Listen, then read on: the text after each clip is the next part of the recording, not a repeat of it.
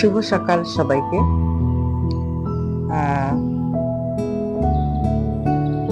প্রিয় চা হাতে নিয়ে চায় চুমুক দিতে দিতে কিছু কথা বলি।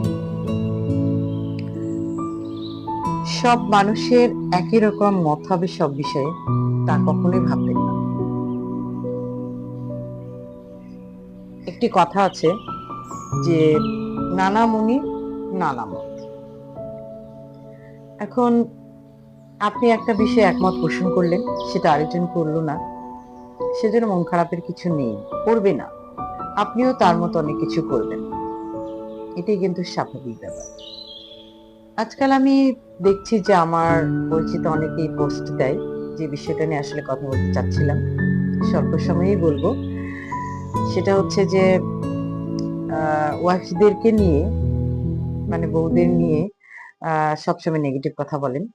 এরকম কিছু যে বউরা জীবন তেনা তেনা করে দিচ্ছে, তাদের অনেক চাহিদা, বউদের কিনে দিতে দিতে, বউদের শপিং করে দিতে দিতে, তাদের চাহিদা পূরণ করতে করতে ওনার জীবন শেষ। সরি টু সে, হয়তো আপনার ঘরে এমন গৃহিণী থাকতে পারে, তাই আপনার এরকম একটা খারাপ অভিজ্ঞতা হয়েছে, সেখান থেকে বলছেন। আপনি সবাইকে একরকম ভাববেন না।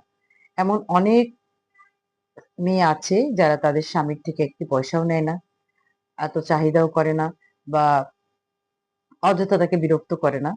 আছে অনেক ভালো। অনেক হাজবেন্ডও আছে স্ত্রীর উপর অনেক বেশি কিছু চাপিয়ে দেয়। অনেক স্ত্রীও আছে তার হাজবেন্ডকে অনেক বেশি প্রেশার দেয় তার চাহিদা পূরণের জন্য। তো আপনি যেমন, অন্যকে তেমন ভাববেন না, বা আমি যেমন আমি অন্যকে ভাবুন, এই ভাবা থেকে আমরা বেরিয়ে আসি।